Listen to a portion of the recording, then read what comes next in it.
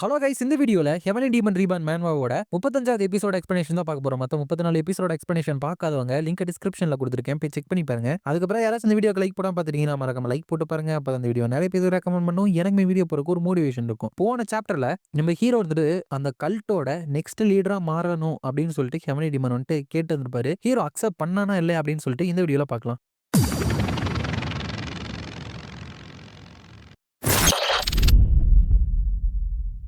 சாப்டரோட ஸ்டார்டிங்ல யுஞ்சியும் அதுக்கப்புறம் ரயாங்கும் இருந்துட்டு அங்க இருக்கிற மார்க்கெட் வழியா போறப்போ அங்க இருக்கிறவங்க எல்லாருமே, ஹே நீ அதை கேள்விப்பட்டியா, அடுத்த வைஸ் லீடரை வந்துட்டு செலக்ட் பண்ணிட்டாங்களாம். அந்த பொசிஷன் வந்துட்டு ரொம்ப நாளைக்கு வேக்கண்டா இருந்த மாதிரி இருந்துச்சுல, யூனோ செலக்ட் பண்ணவர் வந்துட்டு அந்த ரோலுக்கு மோர் தென் குவாலிஃபைடு தான் அப்படிங்கிறப்ப இன்னொரு யூ பெட் அவங்க வந்துட்டு ஆல்ரெடி நிறைய அச்சீவ்மெண்ட்டை வந்துட்டு வச்சிருக்கிறது மட்டும் இல்லாம ரொம்பவே ஸ்கில்ஃபுல்லான ஃபைட்டரும் கூட. அந்த யங்ஸ்டர் வந்துட்டு ஆர்த்தோடா செக்டோட பிரான்ச்சை வந்துட்டு அனலைட் பண்ணி இருந்தாங்க, அதுவும் அந்த வயசுல. அது மட்டும் கிடையாது, ஆல்ரெடி சின்ன வயசா இருந்தாலும் கூட டெமானிக் கிங் ரேங்கையே வந்துட்டு அவங்க அச்சீவ் பண்ணிட்டாங்களாம். நான் வந்துட்டு அந்த பேங்க்வெட் ஆஃப் டிவைன் ஃபிளேம்ல என்னோட சொந்த கண்களால பார்த்தேன், அது வந்துட்டு சூப்பரா இருந்துச்சு. அப்படிங்கிறப்ப இவங்க ரெண்டு பேருக்கும் அதை நினைச்சு சந்தோஷத்துல சிரிப்பு வருது அடக்கிட்டு இருக்காங்க. ஆனா ரயாங் இருந்துட்டு வாய் விட்டு சிரிச்சா அங்க இருக்கிற எல்லாருமே பாத்துறாங்க. இவங்க இருந்துட்டு ரொம்ப எம்பாரசிங்கா இருக்கு, உனக்கு என்னதான் பிரச்சனை, உன்னோட வாய்ஸ வந்துட்டு உன்னோட கீயை வச்சு தடுத்து நிறுத்தியும் நீ வந்துட்டு இப்படி சத்தமா சிரிக்கிறியா அப்படின்னு கேட்க, அவன் இருந்துட்டு அட இவங்க என்னையும் ரெகனைஸ் பண்ணிட மாட்டாங்களா அப்படின்னு நினைச்சேன், அவ்வளவுதான். அப்படிங்கிறப்ப லுட்டனன்ட் நீ வந்துட்டு சில டைம் அப்படியே சைல்டு மாதிரியே நடந்துக்கிற, பட் நீ வந்துட்டு கவலைப்பட தேவையில்ல, நீயுமே கொஞ்சம் ஃபேமஸா தான் இருக்க போல,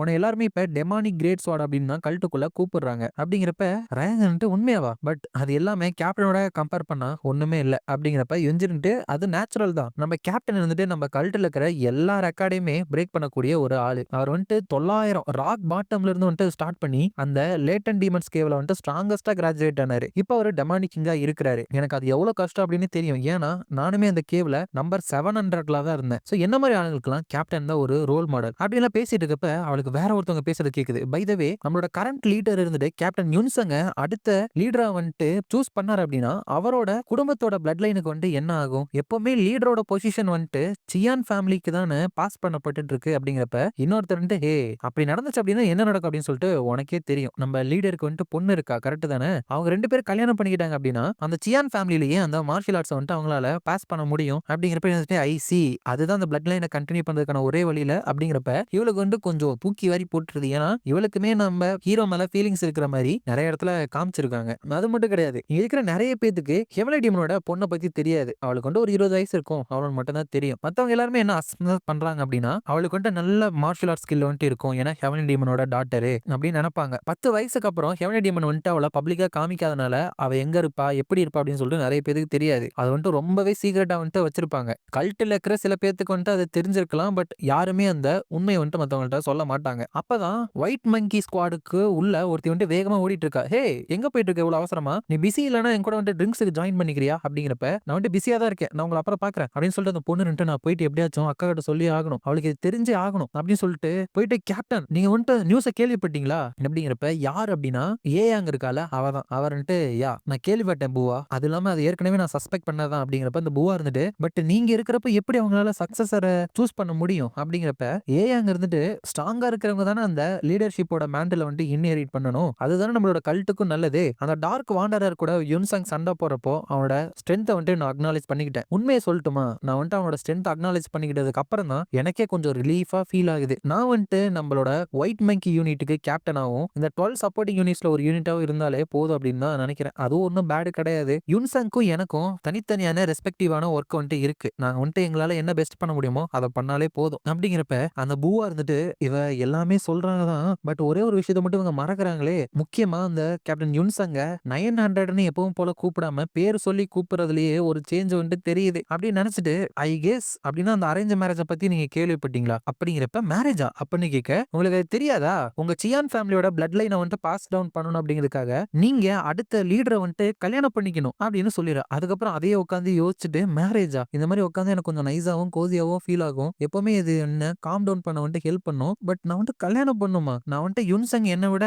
டேலண்டா இருக்கிறான் அப்படின்னு சொல்லிட்டு அட்மிட் பண்ணிக்கிறேன், பட் சடனா அவனை மேரேஜ் பண்ணணும் அப்படின்னு கன்சிடர் பண்ணா இதை பத்தி நான் நினைச்சு பார்த்தது கூட இல்லையே. நோ எனக்கு வந்துட்டு இந்த மாதிரி ஒரு விஷயம் நடக்கும் அப்படின்னு சொல்லிட்டு ஆல்ரெடி தெரியும், ஏன்னா சியான் ஃபேமிலியை இந்த லீடர்ஷிப் பொசிஷன்லயே வந்துட்டு பாஸ் டவுன் பண்ணணும்னா அப்பாவுக்கு வந்துட்டு ரெண்டு வழி இருக்கு, ஒன்னு நான் வந்துட்டு அடுத்த லீடரா மாறணும், இல்லனா நான் அடுத்த ஹெவன்லி டீமனை வந்துட்டு கல்யாணம் பண்ணிக்கணும். சோ நான் யுன்சங்கோட பிஸியா காம்படிஷன் போட்டுட்டு இருந்ததுனால இதை பத்தி யோசிக்க யோசிக்காமையும் என்னோட ஃபீலிங்ஸையும் வந்துட்டு சர்ச் பண்ணாம விட்டுட்டேனா, மேரேஜா? இல்ல எனக்கு இது வந்துட்டு எதுவுமே புரியல அப்படின்னு சொல்லிட்டு ப்ளஷ் பண்ணிட்டு இருக்கா. ஸோ இவளுக்குமே நம்ம ஹீரோ மேல அந்த மாதிரி ஃபீலிங்ஸ் வரப்போது போல. இதோட இந்த சாப்டர் வந்துட்டு முடியுது. நெக்ஸ்ட் சாப்டர்ல அந்த மூன் பேக் தாத்தா இருக்கார் இல்லையா, அவருக்குமே வந்துட்டு நம்ம ஹீரோ அடுத்த லீடரா வந்துட்டு மாற போறான், யங்லாடா மாறி இருக்கான் அப்படிங்கிற விஷயம் வந்துட்டு வருது. அதை படிச்சுட்டு என்ன இந்த ஈவெண்ட்ஸ் எல்லாமே இப்படி மாறி இருக்கு, நான் வந்துட்டு அந்த பொடியனை என்னோட பிளான்ல இன்டர்ஃபியர் ஆயிட்டானே அப்படின்னு சொல்லிட்டு பனிஷ் பண்ணணும் மட்டும் தான் நினைச்சேன். பட் கடைசியில இப்படி மாறி நிக்கிறான். ஃபேட் அப்படிங்கிறது உண்மையிலுமே ரொம்ப ஸ்ட்ரேஞ்ச் ஆனதுதான். நான் ஃபர்ஸ்ட் ஒரு பெரிய விஷயம் இல்லை அப்படின்னு நினைச்சேன். அவன் வந்துட்டு என்னோட காலில் குத்துன ஒரு சின்ன முள்ளு அப்படின்னு நினைச்சேன். பட் இப்ப டைரக்டா லீடருக்கே ஸ்டூடெண்டா மாற அளவுக்கு இவன் வளர்ந்து வந்து நிக்கிறானா, இது ரொம்பவே அன்பார்ச்சுனேட் தான். கண்டிப்பா இதனோட பிளான்ல பெரிய ஒரு அப்டக்கலா வரப்போகுது. இவன் வந்துட்டு அடுத்த யங் வைஸ் லீடரா மாறிட்டான் அப்படின்னா, லீடர் வந்துட்டு நான் கொடுத்த பாய்சன்ல இறந்தாலும் கூட இந்த கல்ட்டோட லீடரா மாறணும் அப்படிங்கிறதுக்காக அவன் கூட வேற நான் போட்டி போடணுமா? லீடரை வந்துட்டு பாய்சன் பண்ணப்பட்டதுனால கண்டிப்பா டவுட்டே இல்ல, அவர் வந்துட்டு கூடிய சீக்கிரம் இறக்க தான் போறாரு. லீடர் வந்துட்டு எவ்வளவு பவர்ஃபுல்லா இருந்தாலும் சரி, அந்த பாய்சன் அவங்களோட பாடியில என்டர் ஆனதுக்கு அப்புறம் அவங்க சர்வைவ் ஆக வாய்ப்பே கிடையாது. நீங்க கட்டுக்கதைகளை கேட்ட மாதிரியான ஒரு ஸ்ட்ராங்கான பாய்சன் வந்துட்டு அது இருக்கும். பட் அவர் இறந்ததுக்கு அப்புறம் தான் ஒரு முக்கியமான பகுதி இருந்துட்டு வருது. அடுத்த லீடரா மாறதுக்கான 2 கேண்டிடேட்ஸையும் சப்போர்ட் பண்ற ஃபேக்ஷன்ஸ் வந்துட்டு ஒருத்தவங்களுக்கு ஒருத்தவங்க மோதிக்க தான் போறாங்க. இன்னும் அந்த ஹெவன்லி டீமன் வந்துட்டு சாகிறதுக்கு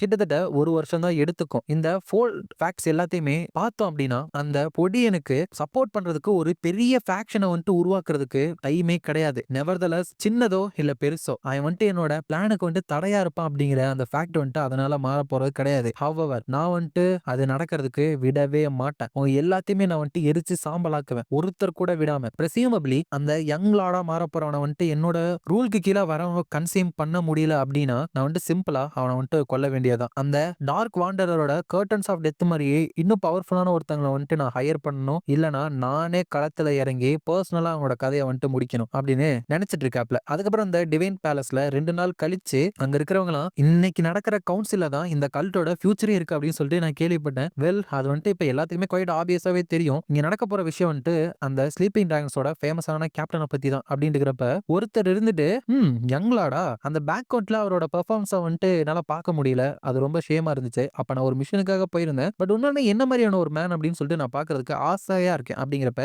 இவர் யார் அப்படின்னா Jang Pyak Kyu the wind fist அப்படிங்கிறவர். அப்ப அந்த சாங் வந்துட்டு உண்மையாலுமே ஒரு எக்ஸெப்ஷனலான வாரியர். ரொம்ப யங்கா இருந்தாலும் கூட கொஞ்ச நாளாவே அந்த சைல்டுக்கு நம்ம லீடர் ஸ்பெஷல் அட்டென்ஷன் கொடுத்துட்டு தான் இருந்தாரு. கண்டிப்பா அவங்க இருந்து நிறைய விஷயங்களை வந்துட்டு நம்ம எக்ஸ்பெக்ட் பண்ணலாம். அப்படிங்கிறப்ப இவர் வந்துட்டு ஓ சீஃப் ஆஃப் மிலிட்டரி அஃபேர்ஸா, உங்களை பார்த்து ரொம்ப நாள் ஆச்சுல, நீங்க இன்னுமே கொஞ்சம் டைம் ஸ்பெண்ட் பண்ணி யங்லாட பத்தி கொஞ்சம் சொல்ல முடியுமா அப்படின்னு கேட்கிறப்ப சாங் இருந்துட்டு ரொம்பவே சிம்பிளான ரெக்வஸ்ட் தான் அப்படின்னு சொல்லிட்டு எல்லாத்தையுமே சொல்லிட்டு வேற ஏதாச்சும் உங்களுக்கு தெரிஞ்சுக்க வேணுமா அப்படிங்கிறப்ப அந்த விண்ட் ஃபிஸ்ட் இருந்துட்டு தேங்க்யூ நம்மளோட லீடர் ஒரு பிரில்லியண்டான யூத்தை வந்துட்டு செலக்ட் பண்ணியிருக்காங்க அப்படின்னு எனக்கு தோணுது அப்படிங்கிறப்ப சாங் இருந்துட்டு நீங்க ஒத்துக்கிட்டதுக்கு ரொம்ப சந்தோஷம் அப்படின்னு சொல்லிட்டு அப்படியே அந்த சைடு அந்த மூன் பேக் தாத்தாவை பார்த்துட்டு நீங்களுமே இதை ஒத்துக்கிறீங்க தானே வைஸ் லீடர் அப்படின்னு கேட்கிறாரு. சோ இவர் வைஸ் லீடரா இருப்பாரு, நம்ம ஹீரோ யங் வைஸ் லீடரா இருப்பான் போல. அப்ப இந்த மூன் பேக் இருந்துட்டு ஓ நீங்க வந்துட்டு யங்லாட பத்தி தான் பேசிட்டீங்க அப்படின்னு நினைக்கிறேன். நான் வந்துட்டு அந்த ரூமர்ஸை பத்தி கேள்விப்பட்டேன் தான். பட் இதுல என்னோட தாட் என்ன அப்படின்னா, வெல் இந்த மாதிரி விஷயங்களை சொல்ற அளவுக்கு எனக்கு வந்துட்டு வயசு கம்மி இல்லை, நான் வந்துட்டு இப்ப ரொம்ப வயசு ஜாஸ்தி ஆயிட்டேன். சோ கண்டிப்பா நம்ம லார்டு முடிவெடுத்தா அது கரெக்டா தானே இருக்கும். சோ நான் எதுவும் சொல்ல விரும்பல அப்படிங்கிறப்ப சாங் இருந்துட்டு என்ன ஒரு தந்திரமான கிழமை, எப்பவுமே இவனோட உண்மையான ஒப்பீனியன் வந்துட்டு இவன் வெளியே சொன்னதே கிடையாது. அதனால இவன் என்ன யோசிக்கிறான் அப்படின்னு சொல்லிட்டு எனக்கு தெரியவே தெரியாது. அது மட்டும் கிடையாது, ஏதாச்சும் ஒரு பிளான் போடுறான் அப்படின்னா அதுல ஒரு ட்ரேஸை கூட இவன் விட்டுட்டு போகவே மாட்டான். இவன்கிட்ட நான் ரொம்பவே ஜாக்கிரதையா இருக்கணும். நம்ம கிட்ட பேசிக்கிட்டே சிரிச்சுக்கிட்டே நம்மளோட முதுகுல குத்துற ஆள் தான் இவன். ஒரு தப்பான மூவ் எடுத்தாலும் இவனுக்கு பெரிய அட்வான்டேஜ் ஆயிரும். இந்த கல்ட்டுக்குள்ள ரீசெண்டா ஒரு ஸ்ட்ரேஞ்சான மூவ்மெண்ட் வந்துட்டு நடந்துட்டு இருக்குது. அது கண்டிப்பா இவனுக்கும் சம்பந்தம் இருக்கும். என்னோட இன்ஸ்டிங் சொல்றதுல நான் ரொம்ப கான்பிடென்ட்டா இருக்கேன். பட் இவன மாதிரியான ஒருத்தனுக்கு எதிரா எவிடன்ஸ் எல்லாமே என்னால செயல் பண்ண முடியாது. இவன் வந்துட்டு என்ன மாதிரி ஒரு 10 டெமானிக் மாஸ்டர் மட்டும் இல்லாம இவன் தான் current wise leader. So evidence எல்லாமே ஏதாச்சும் பண்ணா அது எனக்கு தான் பேக் ஃபயரா இருக்கும். இப்படி நினைச்சிட்டு இருக்கப்ப அந்த இடத்துக்கு ஹெவன்லி டீமனும் வந்துடுறாரு. எல்லாருமே லாங் லிவ் தி ஹெவன்லி டீமன் அப்படின்னு கோஷம் போடுறப்ப அவர் இருந்துட்டு இட் சீம்ஸ் எல்லாருமே இங்க வந்துட்டீங்க போல அப்படிங்கிறப்ப அந்த மூன் பேக் தாத்தா இருந்துட்டு கண்டிப்பா இவருக்கு வந்துட்டு நான் பாய்சன் வந்துட்டு கொடுத்துட்டேன். பட் ஸ்டில் அந்த எஃபெக்ட் வந்துட்டு இவர் வெஸ்டாண்ட் பண்ணி நிக்கிற மாதிரியே இருக்கு. ஒருவேளை பாய்சன் வந்துட்டு எஃபெக்டே எடுக்கலையா, இவ்வளவு டிஸ்டன்ஸ்ல இருந்து உண்மையுமே பாய்சன் பண்ணப்பட்டிருக்காரா இல்ல அப்படின்னு சொல்றது ரொம்ப கஷ்டமா இருக்கு. எனக்கு அப்படியே இங்கிருந்து ஜம்ப் பண்ணி போயிட்டு அவரோட மூஞ்ச பார்த்து அதை கன்ஃபார்ம் பண்ணணும் அப்படின்னு டெம்ப்டிங்கா இருக்கு. நோ ப்ராபபிலி பாய்சன் கொடுத்து ரொம்ப நாள் ஆகாதனால சிம்டம்ஸ் வந்துட்டு காமிக்கல போல. ரொம்ப அவசரப்படக்கூடாது. அவரோட இம்மன்ஸான பவர்னால அட்லீஸ்ட் எஃபெக்ட் எல்லாம் காமிக்கிறதுக்கு ஒரு 6 மாசமாச்சும் எடுக்கும்னு நினைக்கிறேன். சோ நம்ம அவசரப்படுறதுக்கு எந்த ஒரு ரீசனும் கிடையாது. அப்படி நினைச்சிட்டு இருக்கப்ப ஹெவன்லி டீமன் வந்துட்டு இங்க கேதர் ஆகிக்கிற எல்லாருக்கும் ஆல்ரெடி இங்க என்ன விஷயம் அப்படின்னு தெரியும்னு நினைக்கிறேன். என்ன நான் அனௌன்ஸ் பண்ண போறேன் அப்படின்னு சொல்லிட்டு அப்படிங்கிறப்ப அவங்க எல்லாம் குசு குசுன்னு பேசுறப்ப போதும், நீங்க இதை பத்தி ஃபர்ஸ்ட் பண்ண தேவையில்ல அப்படின்னு சொல்லிட்டு அவரோட சேரை டேப் பண்றப்ப த மிட்நைட் ஃப்ளவர்ஸ் அப்படின்னு ஒரு குரல் அங்க இருக்கிற கதவை திறந்து விடப்ப ஹீரோ வந்துட்டு அந்த கதவு வழியா உள்ள வரான். வந்துட்டு போப் பண்ணிட்டு ஹெவன்லி டீமனோட டிசைபிள் ஒன்சங்க இருந்துட்டு லீடர் முன்னாடி என்ன நான் பிரசன்ட் பண்ணிக்கிறேன் அப்படின்னு சொல்றான். சோ ஹீரோ வந்துட்டு ஒத்துக்கிட்டான். 2 நாளைக்கு முன்னாடி எனக்கு வந்துட்டு ஒரு மாதிரி ஃபீல் ஆகுது. ஈவன் தோ டெக்னிக்கலா இதான் எனக்கு வேணும் அப்படின்னாலும் நான் இவ்வளோ ஈஸியா சக்சஸர் ஆயிட்டேன் அப்படின்னு சொல்லிட்டு என்னால நம்பவே முடியல. என்னோட வெஞ்சன்ஸை வந்துட்டு நான் அச்சீவ் பண்ணணும் அப்படின்னா இந்த ஹெவன்லி டீமன் கல்டோட மொத்த பவரும் எனக்கு தேவை. ஒன்ஸ் கரண்ட் லீடர் வந்துட்டு ரிசைன் பண்ணிட்டார் அப்படின்னா இந்த கல்ட்டே இருந்துட்டு எனக்கு சொந்தமாயிரும். எல்லாமே பர்ஃபெக்ட்டா இருக்கு. பட் நான் சாங்ஜான் ஸ்கூலோட ஸ்டூடெண்ட். எட் நான் வந்துட்டு ஹெவன்லி டீமனோட ஸ்டூடெண்டா வந்துட்டு மாறணுமா? நான் வந்துட்டு இந்த ஹெவன்லி டீமனோட டிவைன் ஆர்ட்ஸை மாஸ்டர் பண்ணதுக்கு அப்புறம் என்ன நடக்கும்? இல்ல இப்ப எப்படி நான் மேனேஜ் பண்ணிருக்கணும் அதே மாதிரி நான் மேனேஜ் பண்ணிருவேன். ஹெவன்லி டீமனோட ஆர்ட்ஸை வந்துட்டு சாங்ஜான் ஸ்கூல் மார்ஷியல் ஆர்ட்ஸோட நான் கம்பைன் பண்ணிருவேன். அது வந்துட்டு ஈஸியான விஷயமா இருக்காது. பட் கண்டிப்பா அச்சீவ் பண்றதுக்கு டைம் இருக்கும். இப்ப பிரச்சனை என்னன்னா என்னோட இறந்து போன மாஸ்டர் தான். மாஸ்டர் இன்னொரு பர்சனை வந்துட்டு நான் மாஸ்டரா ஏத்துக்கிட்டா நீங்க வந்துட்டு என்ன மன்னிப்பீங்களா அப்படிங்கிறப்ப அவனுக்கு வந்துட்டு அவர் இறந்து போறப்ப யுன்சங் ஐ எம் சாரி அப்படின்னு சொல்லிட்டு இறந்து போனதா ஞாபகம் வந்துட்டு மாஸ்டர் நான் வந்துட்டு ஹெவன்லி டீமனோட சக்சஸரா மாறி நான் வந்துட்டு மத்தவங்களை பழி வாங்குவேன். நீங்க என்ன நினைச்சாலும் பரவாயில்ல, உங்களோட இறப்புக்கு நான் பழி வாங்கியே தீருவேன் அப்படின்னு நினைக்கிறான். அதனால ஒத்துட்டு இருந்திருக்கான். இதோட இந்த சாப்டர் வந்துட்டு முடியுது. இந்த வீடியோ பிடிச்சிருந்தா மறக்காம லைக், ஷேர் அண்ட் சப்ஸ்கிரைப் பண்ணிருங்க. உங்களை நான் அடுத்த வீடியோல பார்க்குறேன்.